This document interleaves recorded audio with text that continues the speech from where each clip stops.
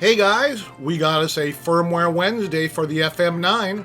FM9 firmware version 6.00 public beta 2 came out this afternoon at 1:36 p.m.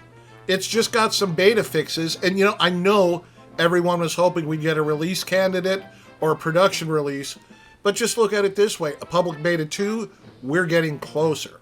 So the beta version fixes: amp effect speaker parameters are stored and recalled correctly now when using certain combinations of Dyna-Cab IRs and the auto speaker impedance setting. When auto speaker impedance is on, the default curve for the Dyna-Cab in use will be loaded on preset and channel changes. To make custom changes, turn auto speaker impedance off and then enter new parameter values. Loading and using presets with no amp effects will not cause a stall in GUI processing.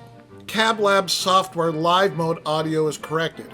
Two-Stone J35 amp models updated, as in AxeFX 3 24.05, which came out last Friday. So I will have a link in the description.